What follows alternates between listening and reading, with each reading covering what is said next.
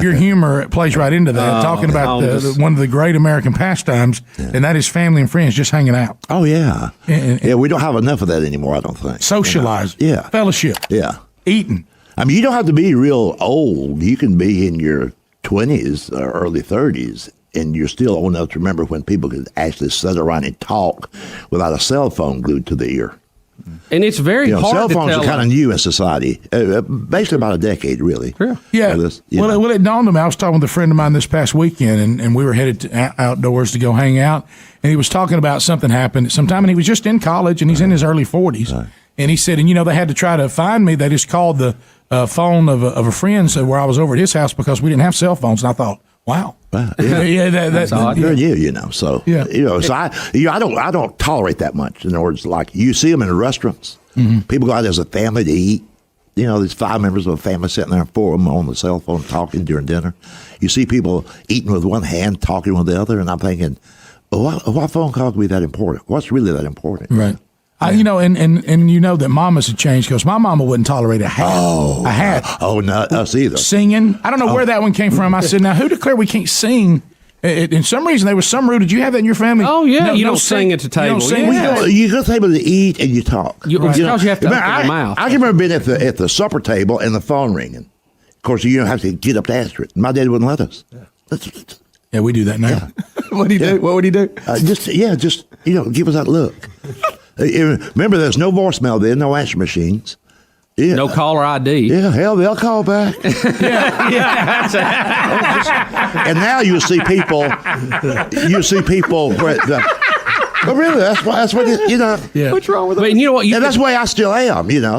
Like my cell phone's in the car. I never take my cell phone. I don't take my cell phone in buildings. I text one time in front of James. I would never take my bad. Yeah. Texting. Don't get me started on that. Yeah, he threw it right in the potatoes. I have a very cool, hard stance on texting. Right.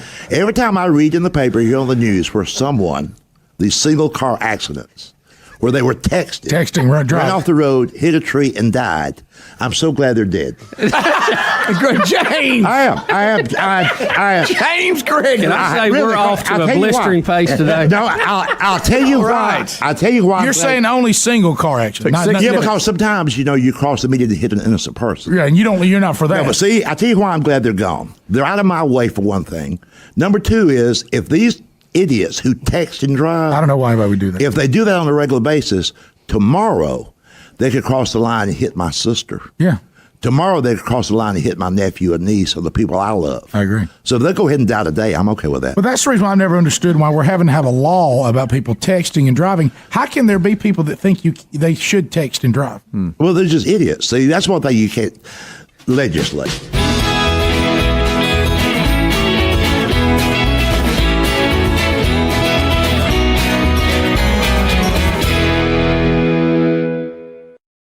Coming here, this is where my favorite sign in the whole world is. It's over on Brainerd Road.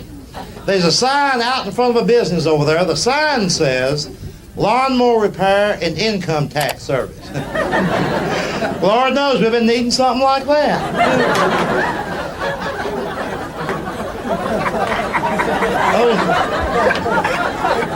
Oh yeah. Just think how many times over the years you and I have carried our lawnmower in to get it fixed.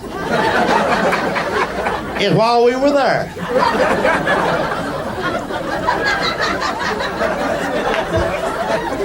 we probably said to ourselves,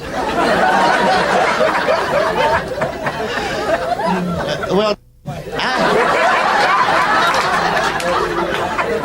I'd like to get my taxes done while I'm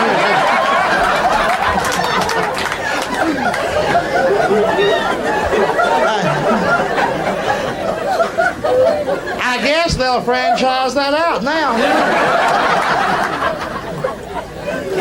See, you have to wonder where the guy got the idea for a business like that. Did somebody go in there one day to pick up their mower, and they said to him, you did a job on this mower? I think I'll let you do my taxes.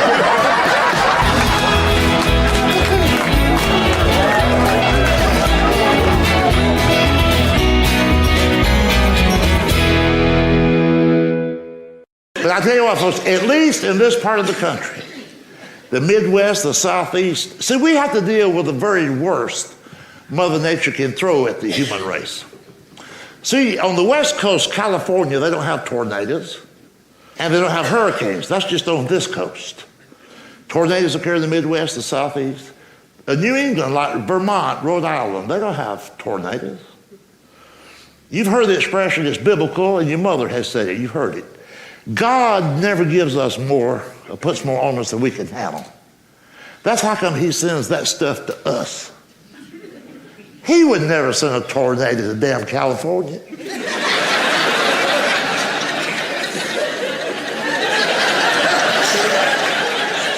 Hell, then you couldn't deal with it. That's why all they get, that's what I call silly weather, limp-wristed weather. Like mud's like mud, it's damn mud. Where else in America would mud be a natural disaster? Down here, we put big wheels on something to get out and play it.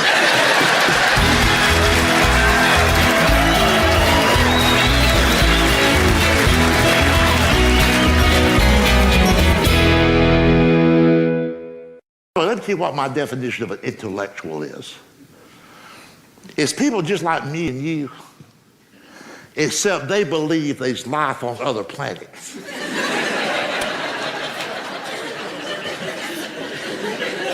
Even if they don't believe it, they act like they do. See, people with common sense like you and I, we know there's no life on other planets. It's just us. If there was life on other planets, we'd have sent them some foreign aid by now.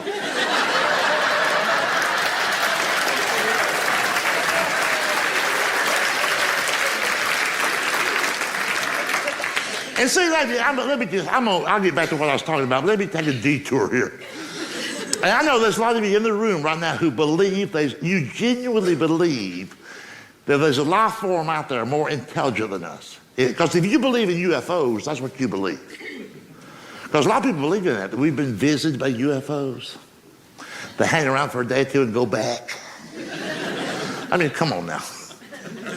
We've been tracking them since 1947. Don't you find it odd that these super intelligent beings have the technology to go tens of millions of miles from wherever they're at down here to visit us? Hang out for a few days, go back, never refuel or nothing. And nobody notices them. Now let's just look at that practically. Let's say that there is life on other planets. Right? And they've promised their kids a trip. It's a long weekend coming up. Oh, let's say Labor Day. And they say, hell, we'll go to Earth. And they're out in the driveway loading up the spaceship with the stuff they'll need. Bucket of chicken, tater salad, Fuzzbuster. Well, you know they're going to be speeding. And the dad says to all the kids, all right, kids, if y'all got to pee, you better pee now. I'm not stopping every planet we come to. And they take off and they come all this way. Don't you think just once, since 1947, just once, wouldn't they have landed maybe in Orlando, seen Disney World or something? Times Square, the Grand Canyon, but no. They always land next to a hog pen in Arkansas.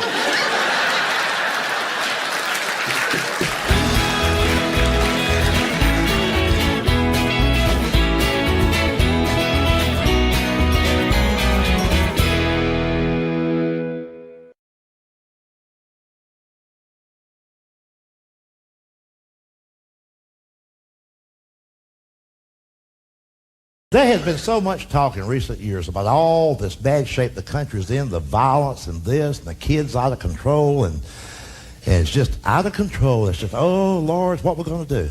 Well, see, I'm one of those people that don't think that's a big problem. When the American people used to eat food and had eating habits the way our parents and grandparents did, our ancestors did, we were not a weak, sniveling population. In recent years, we've become a nation of pissers, moaners, and whiners. Everybody's a wuss. Everybody's sensitive, just sensitive.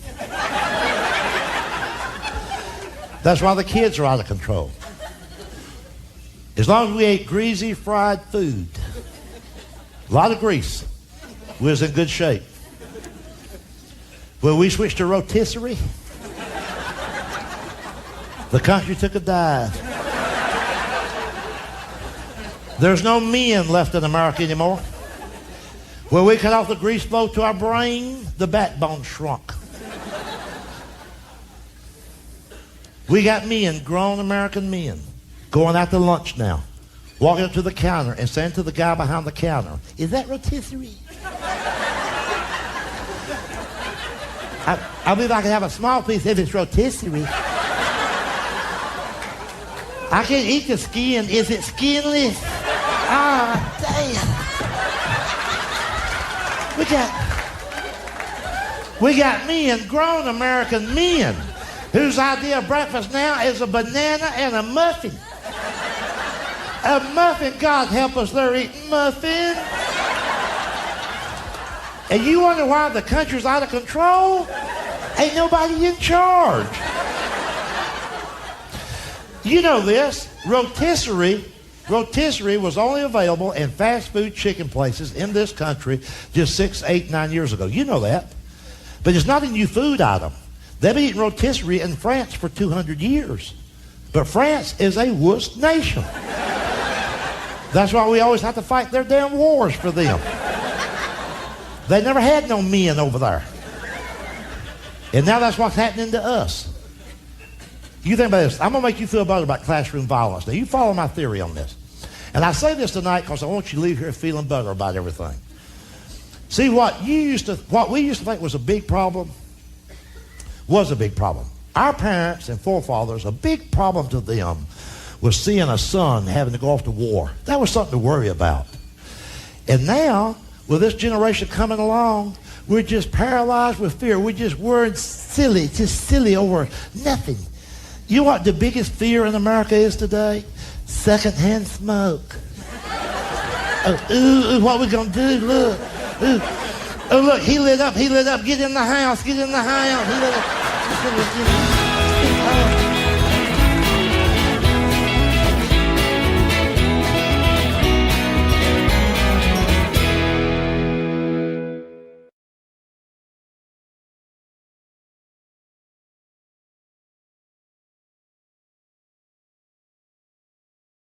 But I'll tell you this, on those rare occasions when the jackpot gets to $15 million, and in the Georgia Lotto, it's only happened 3 times in 3 years, but when it's $15 million, everybody I know has got a handful of tickets. And it's late Saturday evening, they're all sitting out on the front porch, and they start fantasizing and talking among themselves about what they're going to do with the money if they win. You ought to hear my kin people talk. I've got some dumb-ass cousins. Oh, he'll go, what would I do? Hell, I'll tell you what I'd do.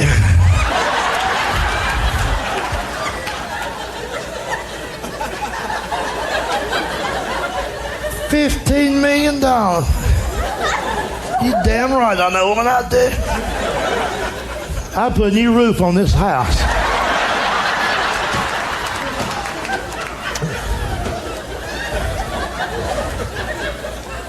I'd go down to that lottery office on Monday, get something to take me down there. My car's broke. Get my check. Come back here, get out the yellow pages, turn to R, call me a roofing company. Tell them, hell, I didn't care what it cost. And I might go ahead and get that back porch screened in. And then they'll go, and if there's enough left, I'm like, maybe you ought to go to night school.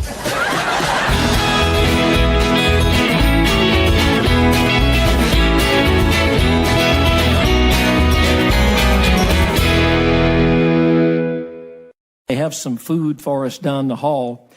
James Gregory, our comedian friend from Atlanta, every time I look down there in the food line, you are down there. Well, I'll tell you what, I think I've gained 3 or 4 pounds in the past 2 days. Somebody asked me, they said, James, I think you're putting on weight. I said, well, I just had breakfast. Sometimes, it depends on what time of day you get back there. Sometimes I'm the only one eating the real food.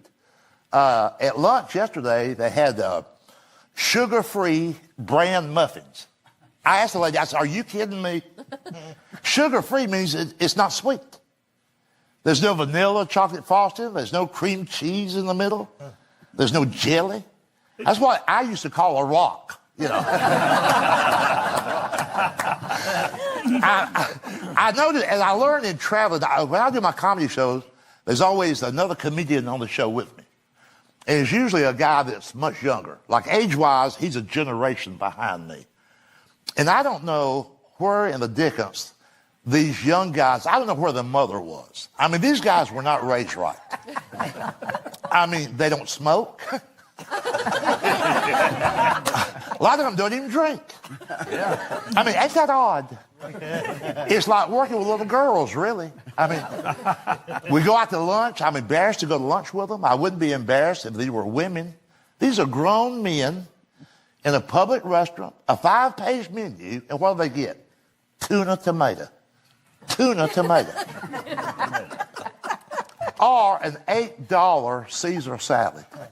You think about this now. It's 4 ounces of romaine lettuce. 4 ounces. And they go, it's just $7.95. Let's all get one. I'd get a whole bucket of chicken for $8.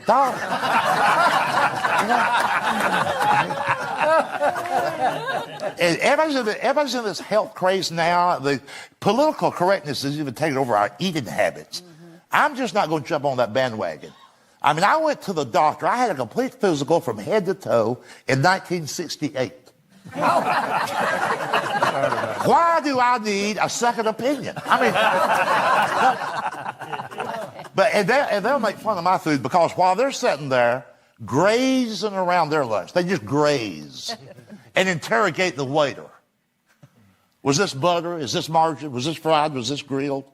Come on, eat. Just eat. You know? While they're going through all that, I'm sitting there with chicken fried steak, extra gravy, mashed potatoes, extra gravy, a lot of cornbread, a lot of butter, and I mean real butter. None of that little wimpy stuff like, I can't believe it's not butter. Come on. And they also have, I can't believe it's not butter spray. It's a butter mist. I'm going to tell you all something. If your daughter is dating a guy who sprays his butter, there's not going to be any grandkids. I'm just telling you.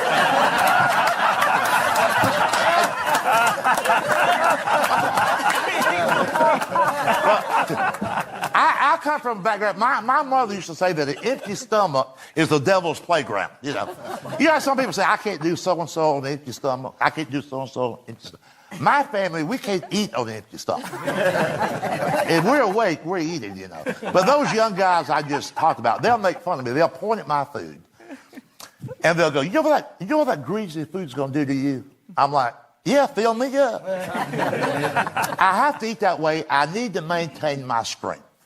Because I'm usually one of the pallbearers.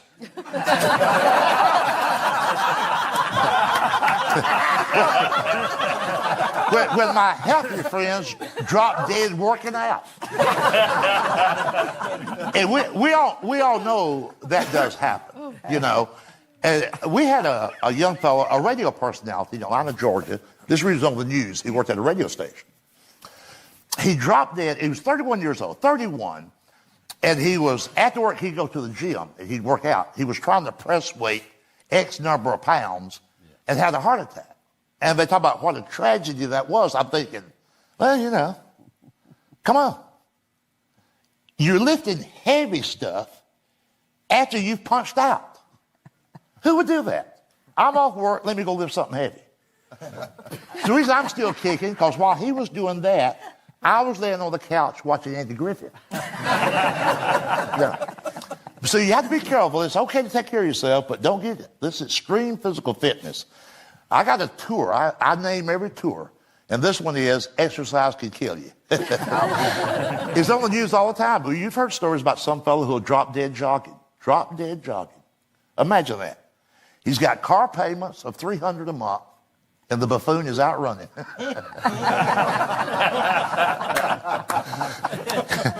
And I've never heard a single story about anybody dropping dead, eating banana pudding, watching TV. You know.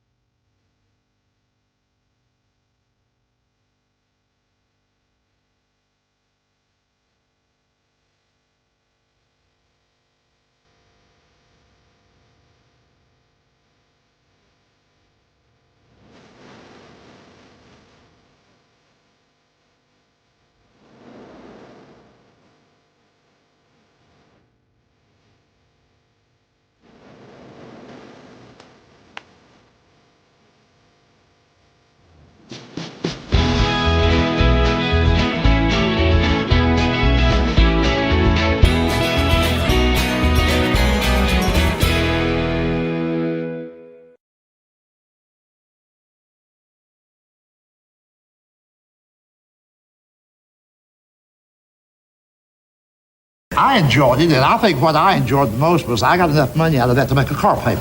Did you really? Yeah.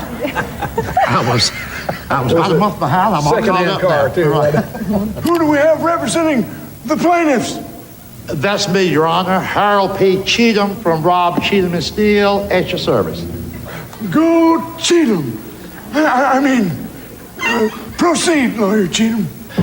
Your Honor, the law says a person cannot portray a private individual in a piece of fiction so that that person is identifiable, and at the same time hold that person up to ridicule and embarrassment in his own hometown. And that is exactly what's happened to my clients, these poor, miserable, pathetic people. And that's exactly why I'm going to throw the book at him. I'm going to throw.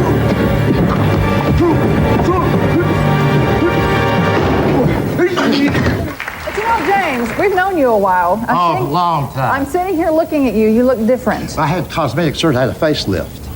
Phase 1, I'm going to go back again. See, I've been wanting to do this for a long time, but I was just so reluctant to do anything that would take away from my natural beauty. You must have had a big part in the movie. Well, I got Ray to co-sign. Oh, Ray co-signed. You made the car payment I with said, what he this is going paid. to cost a lot. I need a co-signer for this surgery. I didn't know you were going back again, though. Yeah, I got to go back again. Oh, okay. Yeah, Well, you'll have to do another movie. But we can make payments. You may have to sell the car. What are they doing in phase 2? Phase 2?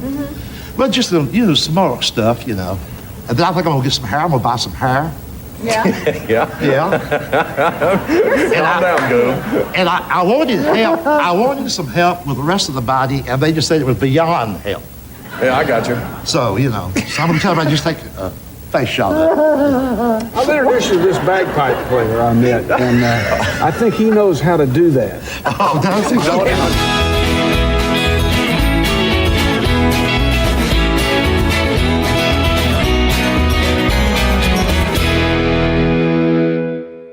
You know what we got now, what I think?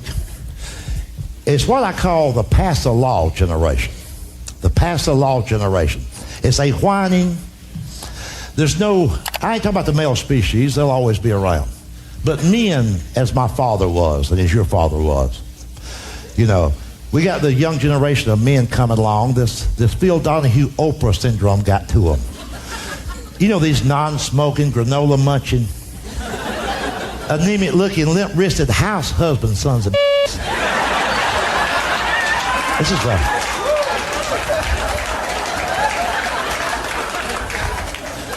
Driving a Hyundai and like it. Love to go to the mall and pick out drape patterns.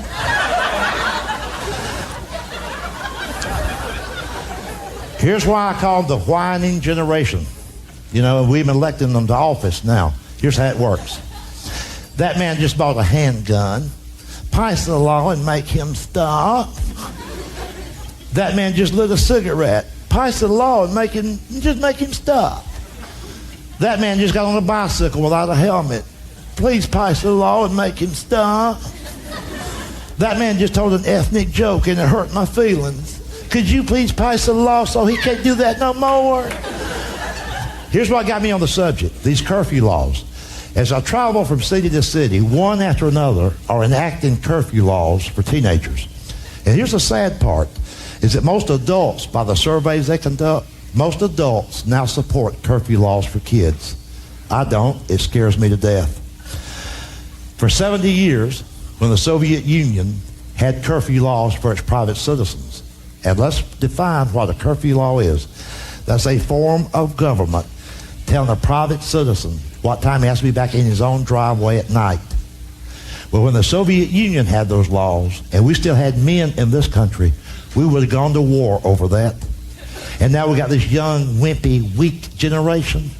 They can't take care of their own damn 13-year-old kid. They want the mayor to do it. Ah, damn. It just, you think,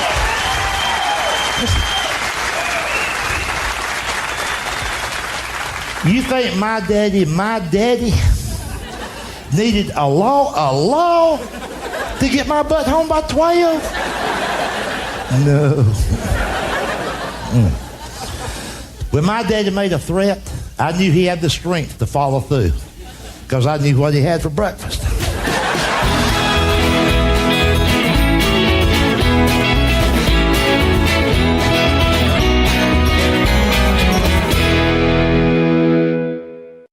And listen, think about this. Department stores are practicing medicine for almost 20 years. We think it's all right. Let's say you go over to Sears and Roebuck just to look around. And by the way, if you notice, that's what we all do at Sears now. Nobody buys anything over there. Well, you're off this afternoon. What you gonna do? Well, I'll tell you. I think I'll go over to Sears and look around. All right. You're over at Sears. You're in the lower level, the basement. That's the hardware department. All you're doing is checking out what's new with Black & Decker. You ain't gonna buy nothing, you just looking. Now you get ready to leave. You go around the lawnmowers. Well, let me interrupt this a minute. Lawnmowers. On every lawnmower you've ever seen, not a sticker, not a label, embedded, molded into steel so you can't ever erase it. It says, keep hands and feet away from blade. You know what that means? Sometime in the past, some nut has said to his wife, honey, come here, let's trim them toenails of yours. Anyway. All right, now, you're leaving Sears, you're headed toward the, listen, you know what else you do while you're there? You always take time to look at that 72-drawer tool chest. Every Sears store has one, they've never sold the darn thing. Nobody wants it. It weighs a ton and a half. Where would you put it? They put it on sale twice a year. Nobody buys it. I grew up going with my daddy to look at that. He'd sit in the Sunday morning paper. He'd say, look at him, Junior. That was me. I see Sears has got that 72-drawer tool chest on sale again. You want to go over there after dinner and look at it? I'd say, yeah, I'll go with you over there. See, I guess that that's what's really wrong with this country today. Sons don't go with their dads to look at toolboxes no more. I bet you that there's some of you in here that never went with your daddy to look at paneling. See? My dad didn't need no paneling. He just liked to look at it. He'd sit in the paper on Sunday morning. He'd say, look at here, Junior.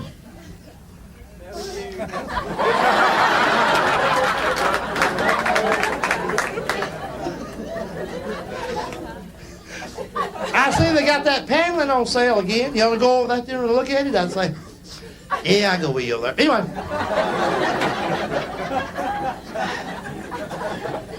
And I'll tell you something else, too. I'm going to see my dad again Monday. If he wants to go look at something else, hell, I'm going to go with him. You ain't got but one daddy, you know. All right, now, we're still in that Sears store, ain't we? We got to move along. Now, all right, you're leaving Sears, headed toward the door. On your way out, you bump into an optometrist. Listen to me, there's an eye doctor working in the basement of Sears. Don't you know that his mom and dad are real proud of him? Think about his parents. They're the ones that mortgaged the house, cashed up the life insurance to educate this twerp, hoping someday to brag on him. Hey, George, that son of yours, the one went to college for 13 years. Where's he working now? Sears.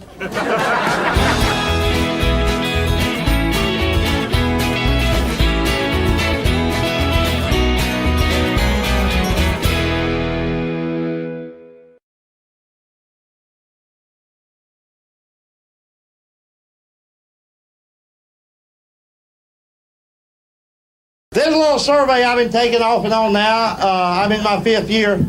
I want you to simply raise your hand if you were born, raised, and spent most of your life in the state of Idaho. See? I've asked that question all over America and Miami. If you think about it, you've never gone to school with, worked with, lived near, or bumped into anyone from Idaho. So I figured, heck, maybe ain't nobody out there. If any place needs tourists, it's Idaho. So what do? They spend $20 million promoting themselves as the potato state. Lord knows, that'll sure as heck make us all want to rush right on out there. Yeah. Where are you going on vacation this year?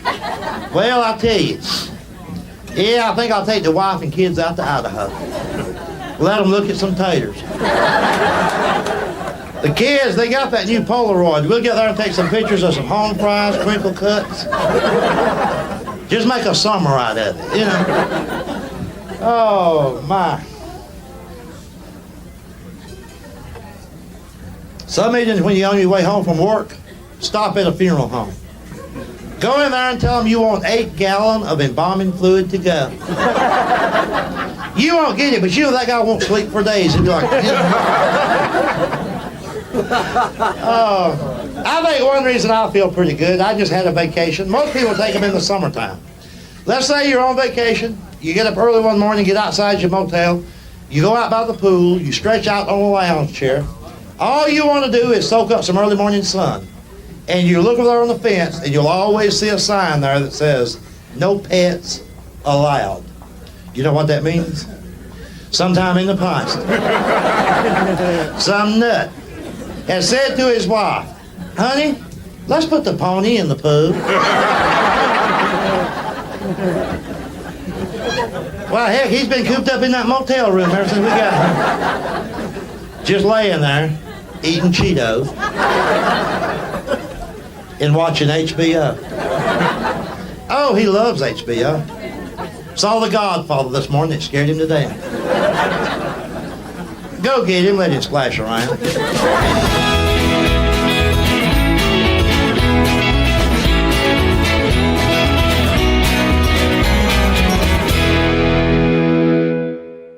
Everybody's got one person in their family or one close relative that is so stupid. It's the one you can't argue with. I tell you what, it's the same relative that keeps missing the 6 o'clock news because he don't know what time it comes up. I got an uncle that way. They do about my uncle. The bank called him up, told him that his account was overdrawn, so he mailed him a check.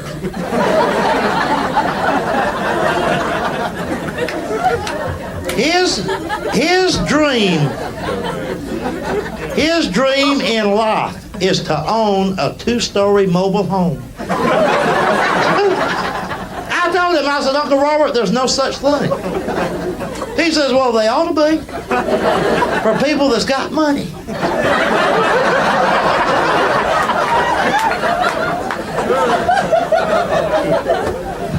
Anyway, we was over at his house one night watching television. The Muppets had this TV special on. Miss Piggy come on the TV screen, and my uncle said, "I bet you that's not a real pig, I just bet it ain't."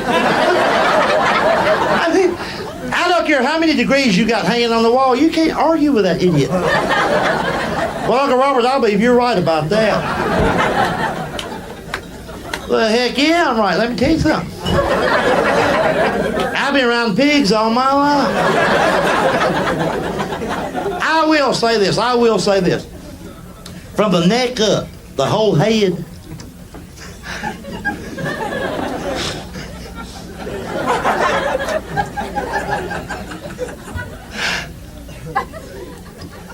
That looks authentic. But a real pig wouldn't wear a dress like that. He's the kind of guy that brags on his dog all the time. You ever heard somebody say this when they're bragging on their dog? They'll say, "He don't know he's a dog." He don't. He thinks he's one of us. I tell him, I say, "You paid $100 for that puppy. Get your money back." He's got brain damage. If he don't know he's a dog, he's going to spend his whole life running around wondering to himself, "Why am I barking?"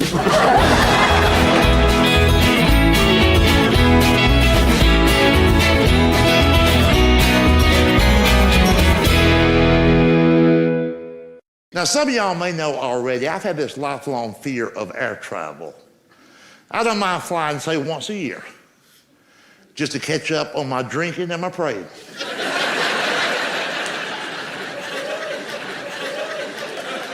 To me, there's no such thing as a safe airplane. At 30,000 feet, if something comes loose and falls off, it's pretty much over. It's not like you can go, shh. Where's that noise coming from?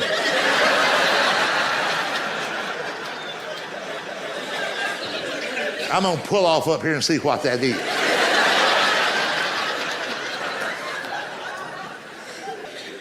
And they know it's not safe. That's why they overly brag about their safety features. They seem to be especially proud of their flotation seat. Every single flight, regardless of the destination, they talk about the flotation seat. Even got a video they show the passengers now, where it's located, how to use it, how to get to it, how to strap it on. That's going to save our life if they make an emergency landing in the ocean. And see, psychologically, if they know what they're doing, that makes us feel better just knowing that's on the aircraft. But then if we stop to think, I'm like, Well, hell, I'm taking off in Georgia.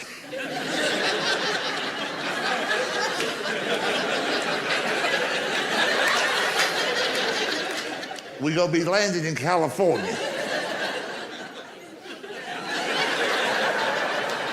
There ain't no damn ocean. If you want to make me happy, show me a seat that's going to bounce out of a cornfield.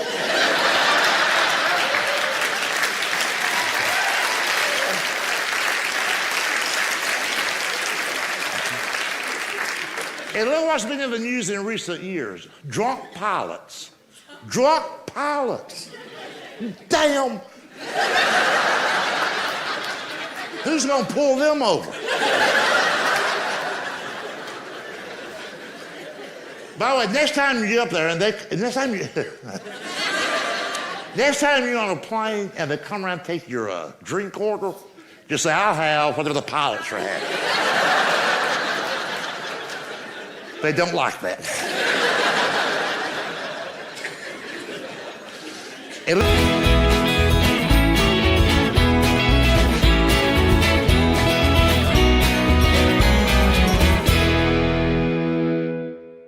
You think about this. I'm going to make you feel better about classroom violence. Now, you follow my theory on this. And I say this tonight because I want you to leave here feeling better about everything. See, what we used to think was a big problem was a big problem. Our parents and forefathers, a big problem to them was seeing a son having to go off to war. That was something to worry about. And now, with this generation coming along, we're just paralyzed with fear. We're just worried silly over nothing. You know what the biggest fear in America is today? Secondhand smoke. What we gonna do? Look. Oh, look, he lit up. Get in the house. He lit up.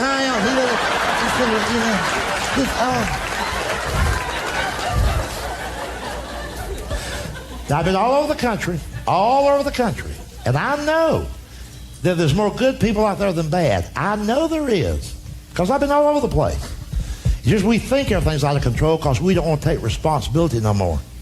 Like this classroom violence. Now, you figure this out. This is going to make you feel good, because I don't think there's no problem to that at all. The first schoolhouse was built in 1621. A year after the Pilgrims landed. Now let's think about this. For the next 370 years, think about that. 370 consecutive years, there was no such thing as a small child taking a weapon into the classroom. It's a brand new thing in society. You know why? If I was 12 years old, or you, if I was 12 years old and had a handgun, you know what my daddy would have done with it? Shoved it up my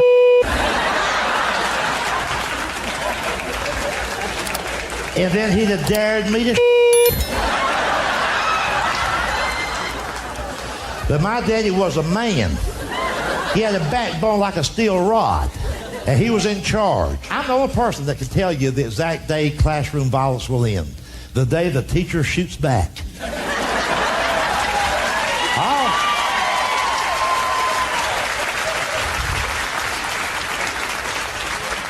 All we need to do is open fire on these rugrats just one time. And from that day forward, every parent in America will suddenly have time to search the kid's bedroom. They'll search his dresser drawer. And before he leaves for school, they'll search him. And they'll say, you better not have no damn gun. That teacher will kill your ass.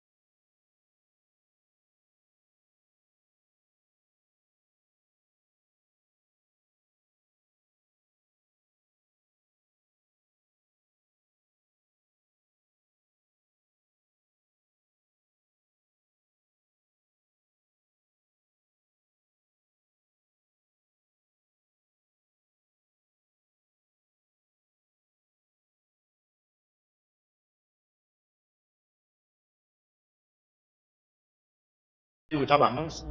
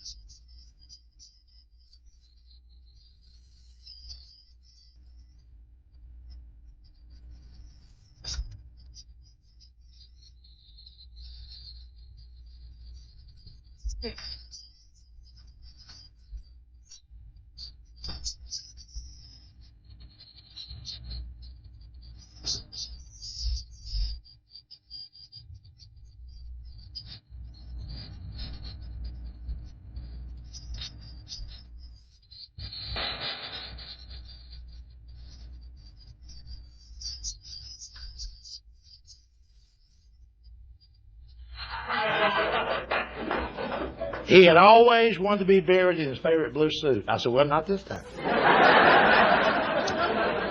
You know what? You have to be very careful. You know, people get sensitive at a time like that. I didn't mean nothing by it, but, you know, they didn't have no insurance. They didn't have no money. And I just said to his wife, I said, look, since he's just this long now,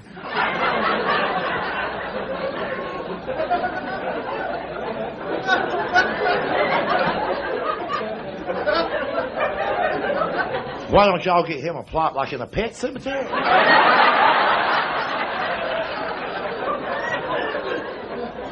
Just tell him his name was Fluffy. They were pissed. Did you hear these Democrats and Republicans debate both sides of everything, and your minister even, or your governor and mayor and all like this, trying to figure out how come the kids are out of control and they used to didn't be that way, and what can we do? Here's what happened. I'm going to act it out for you. Let's go back to a time when I was 13, or you, even as young as you are. Say I was 13. And I get up in the morning, walking down in the kitchen area. My father, we were sitting at the breakfast table, my fat-ass father, in his boxer shorts. He'd be burping or belching. There'd be so much cigar smoke in there you couldn't see, it's like fog. There's so much cigar smoke. On my father's breakfast plate in front of him would be a small fried pig. Pork, damn it, pork, fried pork.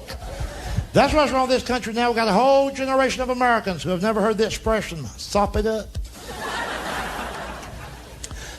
So you have that greasy breakfast, a lot of bread, white bread. You hear me? Damn white bread. Manly white bread. White bread. None of that modern day, all natural, multi-grain, dark brown, looks like a wad of dog bread. No. He had white bread and butter, real damn butter. His daddy ate butter, his granddaddy ate butter, and by God, he ate butter. None of this, I can't believe it's not butter.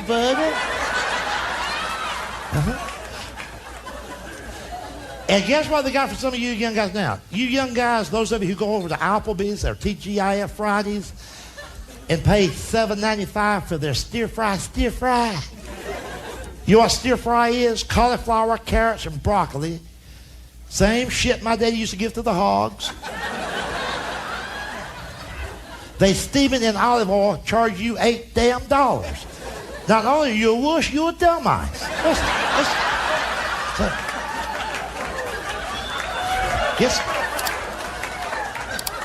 Guess what they got for you guys now? Not only do they have, I can't believe it's not butter, they got, I can't believe it's not butter spray. Have you seen their commercial? They got butter spray now. Squirt, squirt, squirt, squirt, squirt, squirt.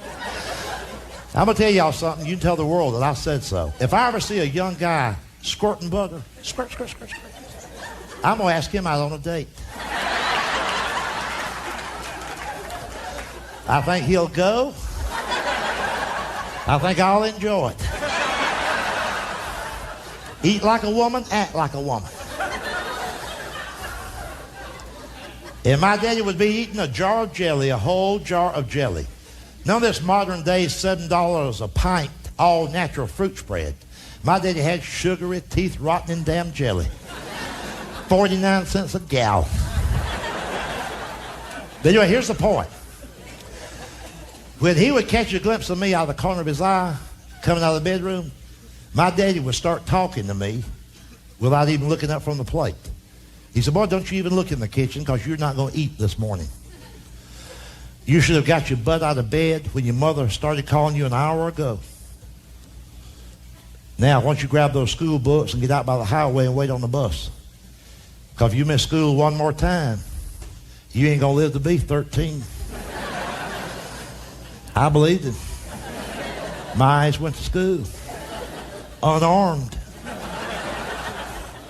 Now we'll fast forward. Here's how the scene is played every morning in America now. Young kid gets up, walks into the kitchen. There stands his dad, a modern dad, sensitive male. His dad is standing there in his ponytail and earring. Not only is there no boxer shorts, there's not even any Fruit of the Looms anymore. The young guys now, they wear not much more than a thong. It's like a little thong. It's little panties, little satin panties. Just like, oh, different colors, you know, green, gold, yellow. There's no opening. There's no opening. That's what's really wrong with America. The whole country now squats to pee. You go into a grocery store, you buy a lemon pie, bag of lemon candy. You read the label, it'll say made with artificial flavoring or made with imitation lemon. Now you go to the other side of the store to get some furniture polish, they got lemon pledge. On the can it says made with real lemon. That bothers me. We're eating the artificial junk and we're spraying the good stuff on the coffee table.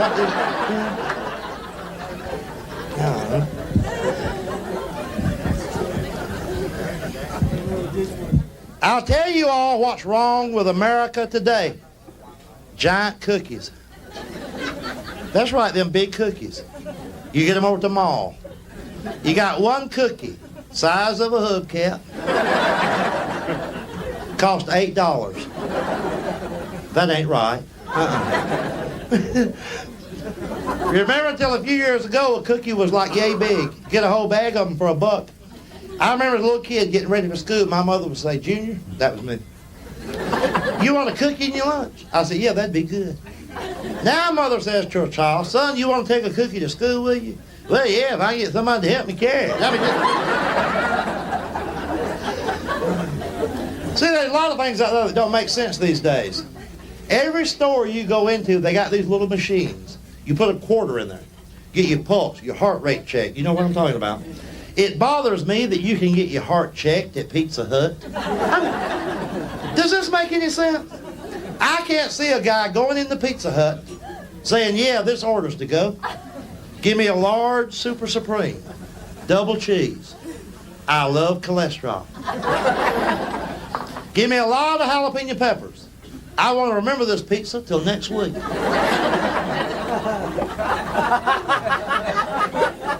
I'll have a pitcher of beer while I'm waiting. And what the heck, I might as well get my heart checked while I'm here. And listen, think about this. Department stores are practicing medicine. For almost 20 years, we think it's all right. Let's say you go over to Sears and Roebuck just to look around. And by the way, if you notice, that's what we all do at Sears now. Nobody buys anything over there. Well, you're off this afternoon. What you gonna do? Well, I'll tell you.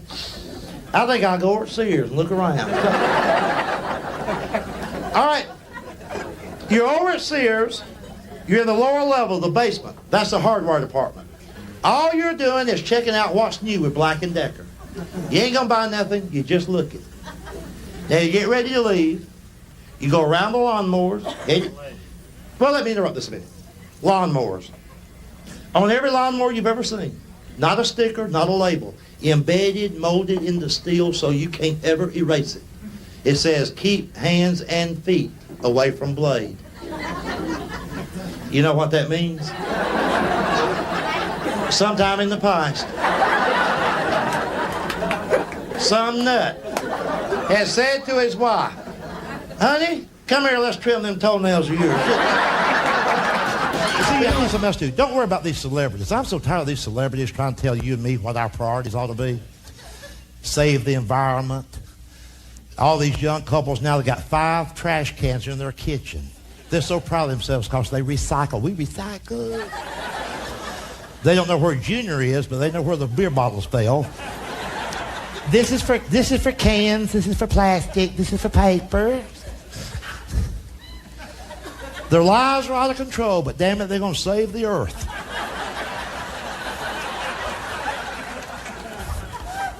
They do about these celebrity hypocrites. Next time you hear Barbara Streisand and those people talking about saving the environment, let's think about these people.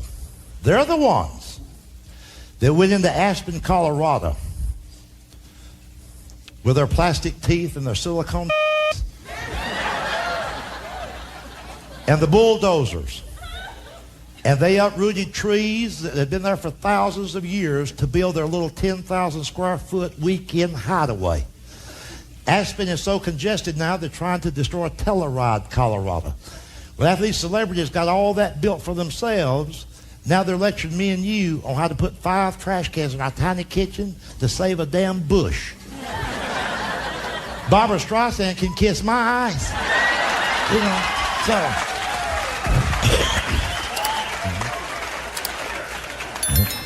And let's not worry about that spotted owl. See, you can't say these things at work. You can't, I mean, some of these things are in your gut you can't say. You may lose your job. That don't apply to me. I've already buried all the money I need. So I can tell you that I hope that damn owl dies. It's a bird, it don't do nothing. I'd like to be on the Oprah Winfrey show. Her said, Mr. Gregory, why did they invite you on the show today? I said, because I killed the spotted owl. Well, why did you do that? I said, because on my car.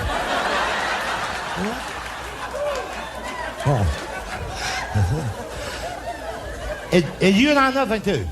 You and I are supposed to pretend that we're concerned about the homeless. Oh, look. Well, yank. I don't give a right slice about them. I'm fed up with them. Here's what you can try. Next time you see the guy standing on the corner with that cardboard sign, I will work for food. You know the guy's been out there every day now for 3 years. Lucrative location. Why don't you pull over? Open your car door.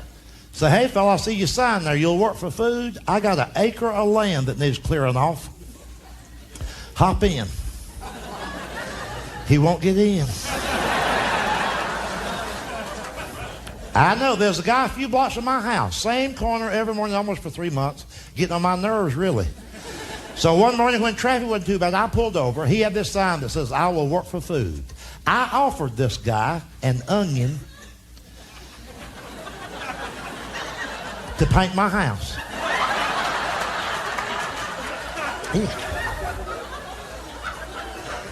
He gave me the finger. So the homeless can be rude. You know? Hell, it was a Vidalia.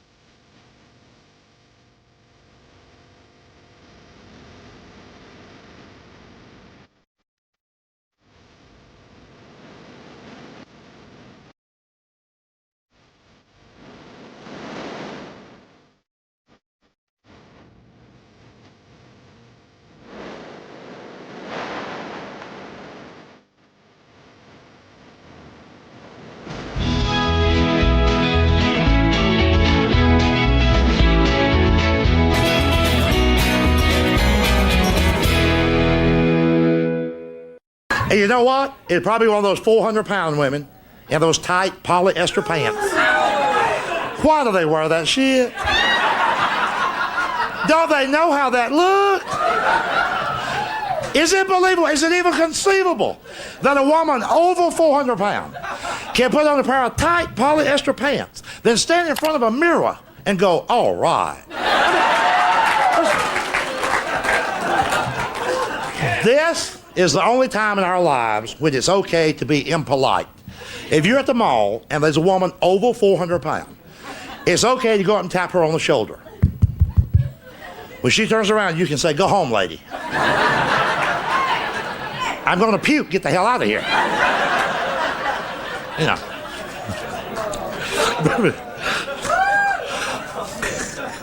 It probably. Well, you know. Yeah. It's always, see, the fat people are the ones that's always on a diet. I got an aunt been on a diet for 35 years. Ain't lost a damn pound. You know. Yeah, they try all the fad diets. No, Dr. Stillman, the water diet. You had to drink 14 glasses of water every 24 hours. She lost 2 pounds the first day. Her bladder fell out. So, anyway. But I invented this diet. You write this down. I don't mind. What'd you do before every meal? You drank a half a pint of Seagram 7. You're still hungry, but you can't find your mouth. Anyway. But anyway, back to the fat lady. I'm going to tell you a true story related to that subject. When children are 3 or 4 years old, they can be brutally honest. Because they are old enough to talk, that don't mean they're old enough to know about good manners yet. When my nephew was 4 years old, he and I had an A&P on a Sunday afternoon. And in the store that day was the biggest woman I'd ever seen in my life. Ah, damn. It might have been 500 or 600 pounds. Hell, I don't know. I do know that it looked like a crowd. And she had on these tight polyester pants. You know, little irrigation ditches and all.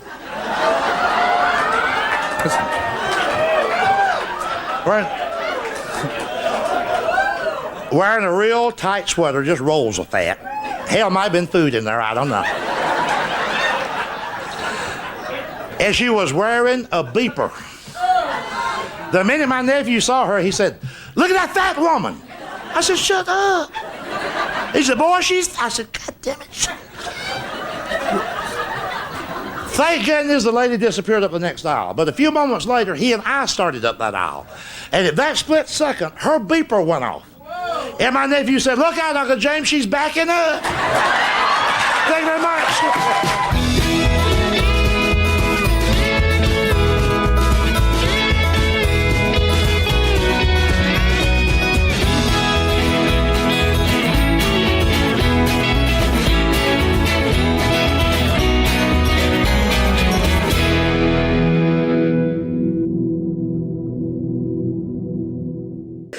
But I tell you what, folks, at least in this part of the country, the Midwest, the Southeast, see, we have to deal with the very worst Mother Nature can throw at the human race. See, on the West Coast, California, they don't have tornadoes, and they don't have hurricanes. That's just on this coast. Tornadoes occur in the Midwest, the Southeast. New England, like Vermont, Rhode Island, they don't have tornadoes. You've heard the expression, it's biblical, and your mother has said it. You've heard it. God never gives us more, or puts more on us than we can handle. That's how come he sends that stuff to us. He would never send a tornado to damn California.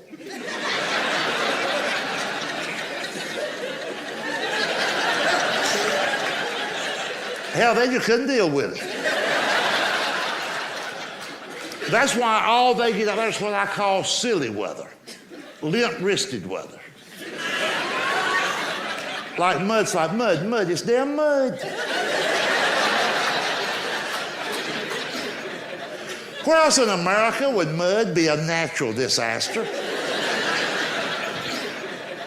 Down here, we put big wheels on something to get out and play it.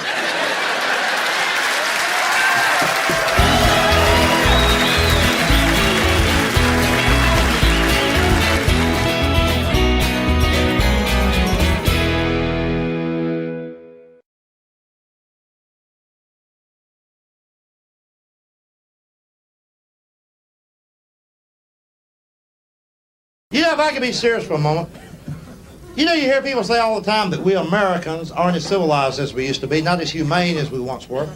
After all these years that have gone by, half the people blame that on Vietnam, the other half blame it on Watergate.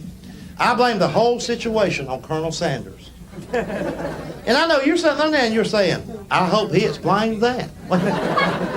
I will, that's my job. You realize before Colonel Sanders came along, the only thing that ate dinner out of a bucket was a hog? Now he's got everybody doing it. Let's say you go down to the Kentucky Fried Store. They're waiting on the man in front of you. He's about 5'8". He weighs 340 pounds. He can't hardly breathe. And I'm glad to see y'all find that funny. Yeah, man's gasping for air. Yeah, we'll laugh at that. You're my kind of people. Now, you know how they got the menu on the wall over the counter? All this man can do is breathe and point. Like,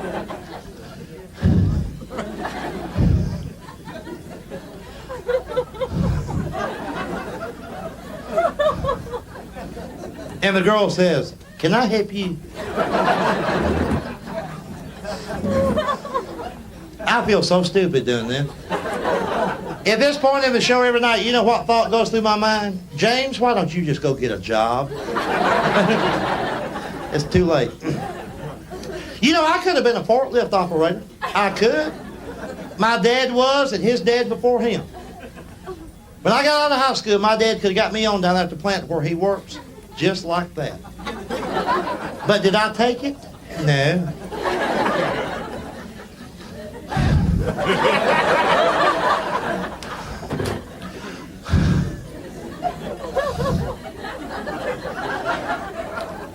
I want a bucket of chicken.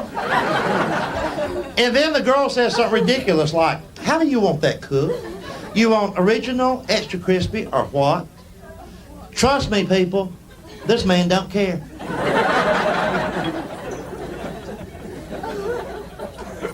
She could spit in there, he don't care. Give him a live chicken, he'll kill it. She's talking to a human being that's about to eat a bucket of food.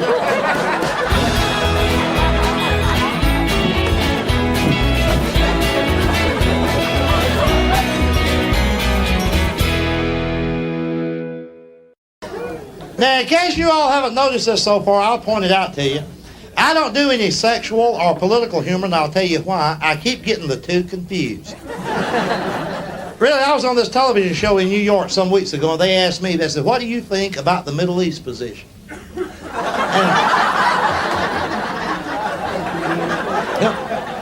Don't be getting ahead of me on this. I said, well, heck, I enjoyed it. But it hurt my wife's back.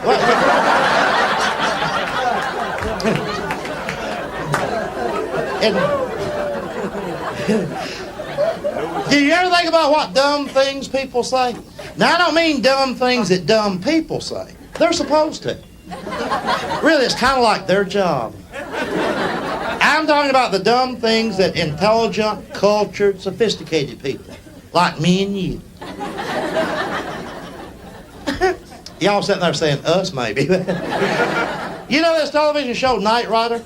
The next time you're watching that show and there's other people in the room, somebody in the room, usually a college graduate, somebody will say, I bet you that's somebody else doing that voice. You feel like saying, boy, that education's paid off for you. But we don't, though. We say, oh, it probably is. Probably like it's open for debate. And remember when you was a little kid, how somebody that you loved a lot would say things out of ignorance that would embarrass you sometime? My mother would do that. Somebody remember back in high school when you had to diagram sentences? My mother was at a PTA meeting. She asked my teacher, she said, how's Junior doing? That was me. Teacher said, well, he's doing pretty good, but he's having trouble with his dangling participle. True story, my mother says, well, he can't help it. It's been that way since he was 3 years old. What happened was he got it caught in the spokes of his tricycle. Oh, it was awful. It right over the handlebars. He did. He just laid out there and hollered and hollered. See, when you're a small child, the adult language doesn't make any sense. My mother would come out on the porch and she'd say, if you fall out of that tree and break your leg, I'm going to whip your butt. And I'm thinking, what a cool woman.